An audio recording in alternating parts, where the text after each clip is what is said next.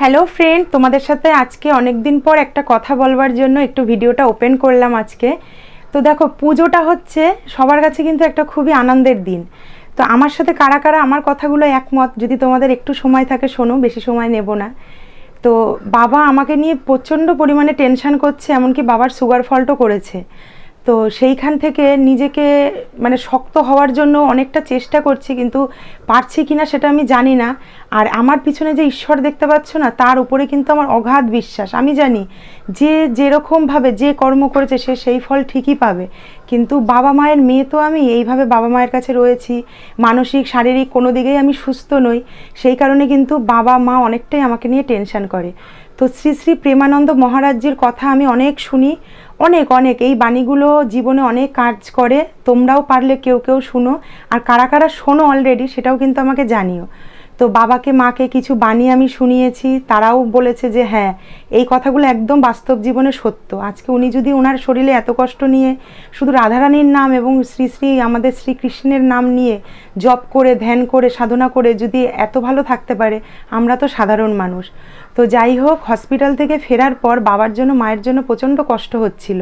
সব সন্তানরাই কিন্তু যারা সুসন্তান তারা চেষ্টা করে যে মা বাবাকে কিছু একটু করার, বা মা বাবার জন্য একটু সামান্য, মানে ওটা করা না, ওটা হচ্ছে পরম সৌভাগ্য আমাদের যে আমরা মা বাবার জন্য এইটুকু করতে পারছি।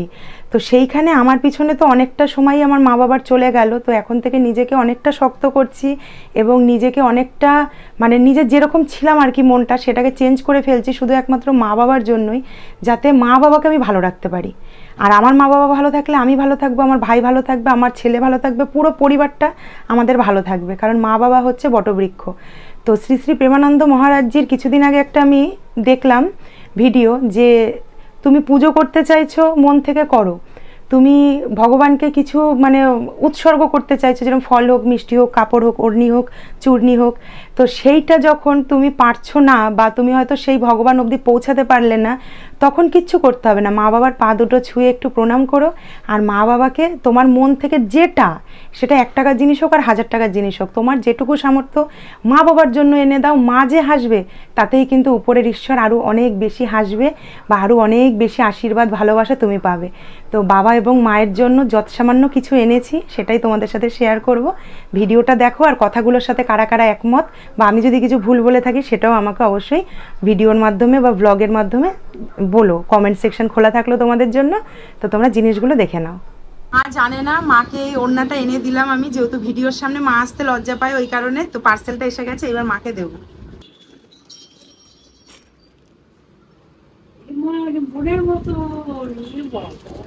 না, খোলো পার্সেলটা, খোলো, ওপেন করো।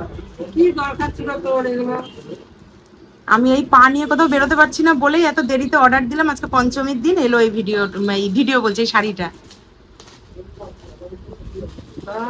তোমার এমনি লাল সাদার উপরে অনেক ঝোঁক, অনেক ভালোবাসো তুমি লাল শাড়ি, তাই জন্য এই মা দুর্গা শাড়ি না বলে করে কিনেছে। আর বাবা ঘুম থেকে উঠুক, বাবারটাও বাবাকে দেবো। তোমাকে কিছু দিতে পারছি না, তোমার জন্য বাবার জন্য আজকে আমি এখানে দাঁড়িয়ে আছি। দেখো ভিতরটা দেখো।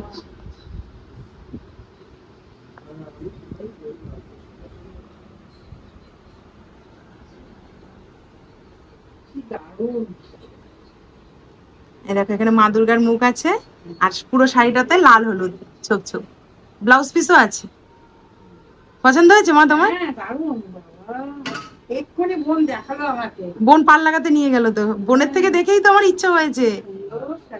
তুমি সেদিনকে ভাইয়ের সাথে ডাক্তার দেখাতে গেছো, আমি সেদিনকেই অর্ডার দিয়েছি। যাক, মা খুশি মানে আমি খুশি, আর মা খুশি মানে আমার ভগবান খুশি। আর বাবা উঠলে বাবাকে দেবো। হ্যাঁ মা, হ্যাঁ দুর্গার ছবিটা খুব সুন্দর উঠেছে। ওখানে আবার লেখা আছে, এখানটা আবার লেখা আছে ইয়া দেবী সর্বে ভূতেষু মাতৃ রূপেণী সংস্থিতা। বোনের মনে এটা লেখা নেই, দেখতে হবে বোনের শাড়িটা। আমার ভালো লেগেছে। চলো এটা এবার বাবাকে দিই। তো এই যে আমার বাবা এখন এই যে উঠে আসলো, বাবার শরীরটাও ভালো না, একটু ঠান্ডা লেগেছে, জ্বর জ্বর ভাব। এই যে বাবার জন্য যে পাঞ্জাবিটা এনেছি সেটা আমি বাবাকে দিলাম, এবার বাবা খুলে দেখুক।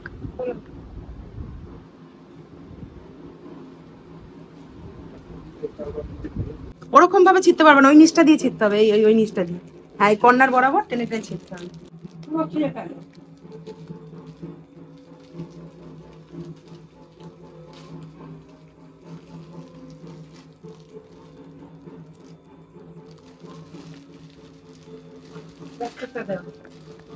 এবার খোলো তুমি।